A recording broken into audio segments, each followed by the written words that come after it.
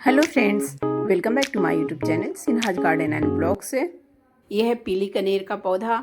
और अगर आप पीली कनेर से अच्छी फ्लावरिंग लेना चाहते हैं तो कुछ काम है जो आप फरवरी ख़त्म होने से पहले कर लें। कनेर के पौधे पर अगर आप हार्ड प्रूनिंग करना चाहते हैं तो अभी कर सकते हैं। अगर आप सॉफ्ट प्रूनिंग करना चाहते हैं तो सॉफ्ट प्रूनिंग भी कर सकते हैं। लेकिन अगर हार्ड प्रूनिंग करना चाहते हैं तो फरवरी का महीना उसके लिए सबसे अच्छा है। और ये देखिए, इनमें न्यू ग्रोथ स्टार्ट हो गई है, कलियां भी बनना स्टार्ट हो गई है। तो जल्द से जल्द हमें ये काम कर लेना चाहिए। जितना लेट इसकी प्रूनिंग करेंगे उतनी ही फिर लेट फ्लावरिंग हमको मिलेगी। और अगर अभी प्रूनिंग नहीं करेंगे तो इनमें कुछ ही दिन में फ्लावरिंग मिलनी स्टार्ट हो जाएगी। लेकिन मुझे इसकी प्रूनिंग करनी है क्योंकि इसके जो ब्रांचेज हैं थोड़ा लगी लगी से हो गए हैं, इसलिए अगर नहीं भी करेंगे तो चलेगा, लेकिन अगर प्रूनिंग कर देंगे तो और अच्छा ही रहेगा। क्योंकि प्रूनिंग कर देने से मल्टीपल ब्रांचेज निकलेंगे और उससे अधिक से अधिक हमें फ्लावरिंग भी मिलेगी। और हार्ड प्रूनिंग के बाद भी इसमें बहुत कुछ काम करने हैं अच्छी फ्लावरिंग लेने के लिए। तो चलिए क्या क्या करने हैं, स्टार्ट करते हैं काम। तो पहले तो ये देखिए, मेरा ये जो कनेर का पौधा है ये एक बकेट में लगा हुआ है।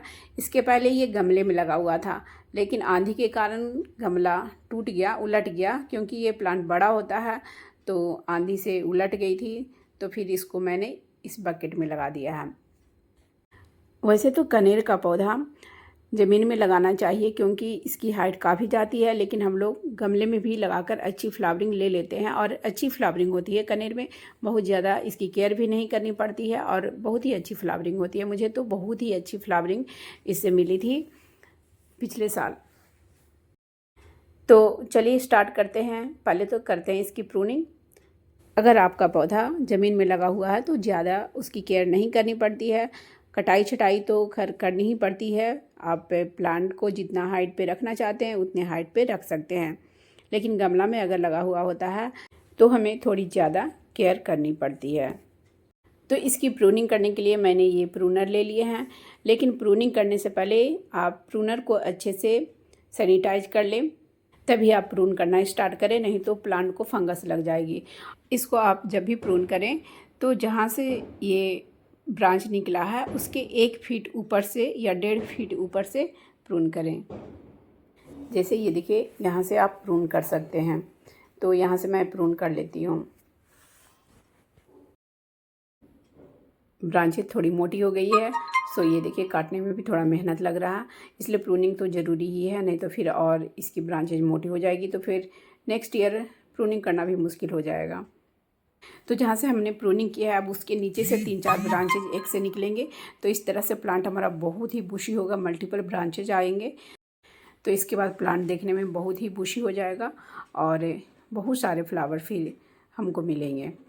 अगर आप हार्ड प्रूनिंग करना चाहते हैं तो अभी कर लें।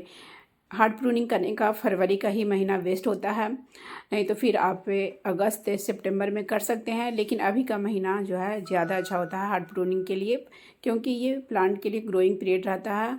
प्लांट इसके पहले डॉर्मेंसी में रहता है और इसमें से प्लांट जो है धीरे धीरे कर कर एक्टिव हो जाता है, ग्रोइंग पीरियड में चला जाता है। तो इसमें न्यू ग्रोथ आने लग जाते हैं, फ्लावरिंग होने लग जाती है। इसलिए इस तरह के प्रूनिंग वगैरह के जो भी काम है वो जल्द से जल्द हमें फरवरी के महीने में निपटा लेना चाहिए। तो जैसे कि अभी का जो समय है बहुत ही अच्छा है।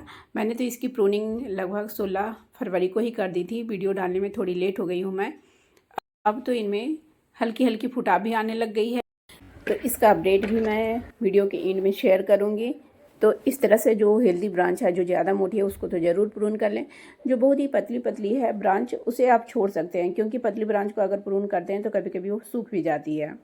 और जो कटिंग सामने कटिंग कर कर रखे हैं उसको आप ग्रो भी कर सकते हैं कटिंग से। और कटिंग करने के बाद सबसे पहला काम ये करें कि जहाँ से भी आपने कटिंग किया है वहाँ पे इस तरह से खुला नहीं छोड़ें। या तो वहाँ पे आप हल्दी पाउडर लगा दें, नहीं तो फंजीसाइड्स लगा दें। तो यहाँ पे मैं अभी फंजीसाइड्स रखी हुई थी तो मैंने फटाफट यहाँ पे फंजीसाइड्स ही लगा दिया। आपके पास अगर फंजीसाइड्स नहीं है तो आप हल्दी पाउडर लगा सकते हैं। इसके बाद अब इसका ज़रूरी काम ये है कि इसकी मिट्टी को हमें गुड़ाई करनी होगी और इसमें हमें डालने होंगे कंपोस्ट। तो इसकी मिट्टी को साफ़ कर ले और हल्की हल्की गुड़ाई कर ले। इसके ऊपर मैं जो भी जैसे लिप्स वगैरह होती थी उसको डालती जाती थी ताकि इसमें वो कंपोस्ट का काम करे। तो इसको इस तरह से पहले गुड़ाई कर लें आप, और गुड़ाई करने के बाद थोड़ी मिट्टी मैंने बाहर निकाल ली और निकाल कर इसको 2 दिन के लिए इसी तरह खुले में रख दी थी। लेकिन अगर आप अब ऐसा काम कर रहे हैं तो 1 दिन के लिए ही छोड़ें और धूप में नहीं छोड़ें, थोड़ा उसको शेड में रख दें। देखिए इतनी सारी मिट्टी मैंने बाहर निकाल ली है। तो चलिए अब इसमें कौन कौन सा फर्टिलाइज़र डालते हैं। तो यहाँ पे लिए हैं मैंने ये सरसों खली का पाउडर फॉर्म में बना लिया है मैंने। इसमें NPK भरपूर मात्रा में पाया जाता है, सभी चीज़ पाए जाते हैं, नाइट्रोजन, पोटाशियम, फास्फोरस सभी चीज़ पाया जाता है जो कि प्लांट के लिए बहुत ही उपयोगी है। ये है हल्दी पाउडर, इसमें एंटी फंगल गुण पाए जाते हैं, प्लांट को फंगस से बचाती है। और ये देखिए ये है नीम खली, ये भी प्लांट को कीड़े मकोड़े सभी चीज़ से बचाती है। और इसमें नाइट्रोजन भी भरपूर मात्रा में पाया जाता है। यहाँ पे लिए है मैंने गोबर की खाद और किचन वेस्ट कंपोस्ट है नीचे में, जो कि घर में खुद बनाती हूँ, जिसमें कि फल के छिलके, सब्जियों के छिलके सभी कुछ रहते हैं, आलू के छिलके।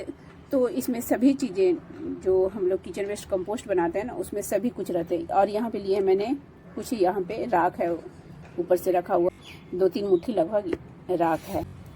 राख भी प्लांट को फंगस से बचाती है, साथ ही इसमें फास्फोरस भरपूर मात्रा में पाया जाता है जो कि प्लांट को फ्लावरिंग में मदद करती है। तो इस तरह से मैंने फर्टिलाइज़र लिए हैं इसके लिए। और साथ में आप DAP के भी कुछ दाने डाल सकते हैं। DAP तो मैं डालूँगी, और अगर आपके पास यूज की हुई चाय पत्ती है उसको भी डाल सकते हैं। संतरे के छिलके का पाउडर अगर आप बना कर रखें हैं वो भी डाल सकते हैं। तो अभी तो मैं फ़िलहाल इतना ही डाल रही हूँ, फिर बाद में जैसे कि अभी डाल लिए तो 15 या 20 दिन के बाद फिर लिक्विड फॉर्म में फर्टिलाइज़र डाल सकते हैं, या 1 महीना बाद डालें, तुरंत नहीं डालें। और इन सभी को पहले मैं मिक्स कर लेती हूँ।